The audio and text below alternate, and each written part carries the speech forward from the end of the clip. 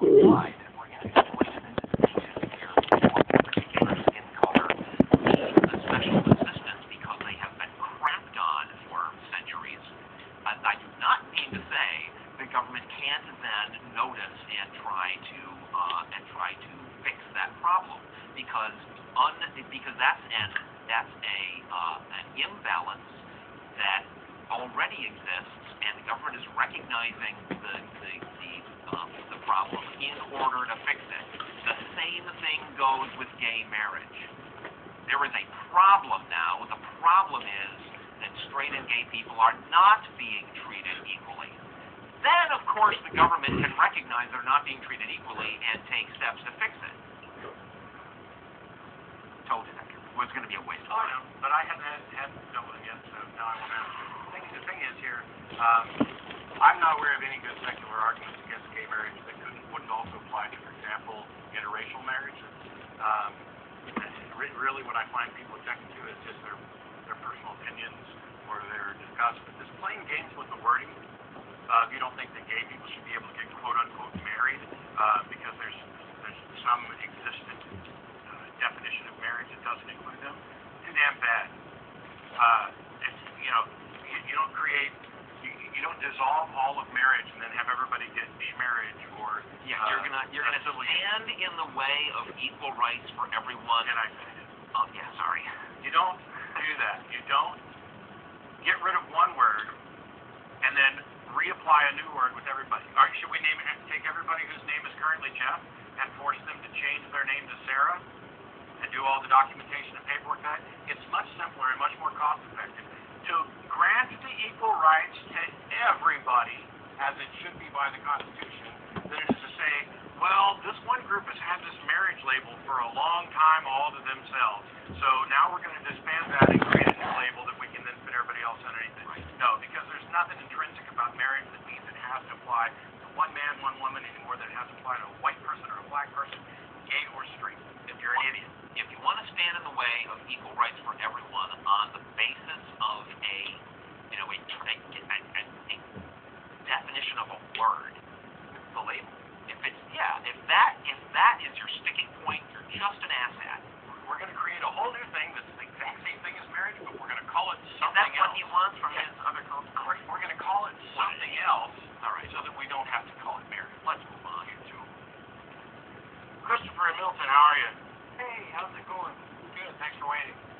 First of all, I just want to say I am a super big fan of yours and of Jeff's. Jeff, you're awesome. You're off the hook. I'm an atheist, and I was a Christian like you, Matt, for over 30 years, and finally I came to my senses. I make these YouTube videos, and I guess they're pretty gnarly. They don't give a lot of latitude to religious people. But I've been noticing over the last year or so that the Christians who respond to my videos are resorting to lower and lower level lies. I mean, it's amazing. You would think that people who believe in an omnipotent, all-knowing, all-seeing God would be terrified to lie. But if they're lying for good, it's justified. Yeah, I heard what you said earlier. It's like David Barton, just the other day, flat out lied, saying that the founders had already resolved the creation-evolution debate and put it to bed 70 some odd years before Darwin ever published it. Yeah. I mean, he's just an idiot for saying that. Well, I've got my own theory. I agree with you to a point, and then I also think that there's some psychology going on here. I believe these people are scared to death because I'm pretty sure they recognize, or they're starting to recognize, how untenable their position is. Especially when I have these little arguments, not debates or whatever you want to call them, on YouTube with a Christian. I'll get to the point where I'm cutting really close to so close to the truth that they can't wiggle out of it.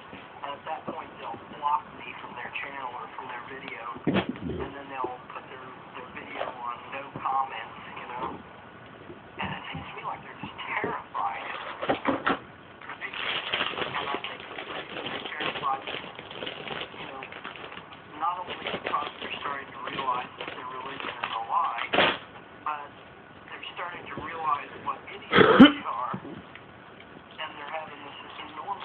Well, remember, a lot of us were that kind of idiot at one point, and so you might before it gets to the point where they're blocking you and going away for good, you might want to just take a moment to commiserate with them and say, I know how you feel. I was there too, and the day when you decided to drop all that nonsense, you're welcome over here in the Indian Camp.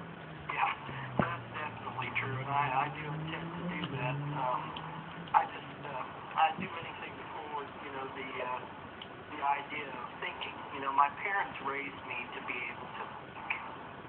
They didn't force religion on me. They didn't, deny religion. They just said it's out there.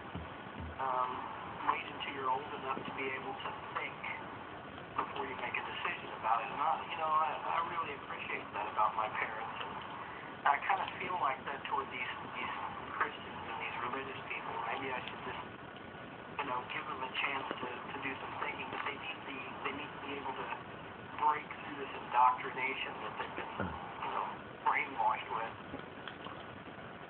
Yeah. I think that's why I make the videos. Well, cool. Keep it up. I tend to avoid anything in the comments section. I posted a couple videos over the last few weeks and not even bother reading the comments online. As much as I enjoy the internet and the occasional anonymity, I don't read the chat room that goes on with the show, because if I did, I'd stand 90% of people in there all the time. It's cesspool. Well, you're a hero to us atheists, and I'll tell you what, your show is awesome, and I listen to it every week. So Cool. Well, thanks, man. you guys take care. Good luck. Thanks for the story. Sam in Bloomington, how are you? Hi, I'm great. I actually had a question about the legality of Alcoholics Anonymous. I have a friend who had an alcohol charge a little while back, and part of his plea or whatever, his punishment, is he has to attend Alcoholics Anonymous. And he came home the other day, and he knows I'm an atheist. He's not an atheist, but he knows I know about religious ideas and things like that. And he starts telling me, hey, Sam, I don't believe in God, but at my Alcoholics Anonymous meetings, they're always throwing around God and talking about, believing in God and things like that. And I know that Alcoholics Anonymous kind of has their basis secularly in that they worship or they bring up the idea of a higher power and not God. So I asked him about that. And he says, yeah, they talk about the higher power in their pamphlets and stuff, but it's all talking about God whenever we're at the meetings. So I'm wondering if that's even legal. Can I go to somebody about that? Yeah, he can talk to a lawyer. I know there's people who've fought this before where they claimed and the courts have agreed that Alcoholics Anonymous is primarily a religious organization or a religiously motivated one. And I don't think courts are any longer allowed to order their affiliation. I think in order to do this, they have to allow the opportunity to go to similar treatments like secular sobriety and other groups like that. So he might want to talk to a lawyer about that. Okay. So, like secular sobriety and things like that? Yeah, and the problem is that we don't have those in every area.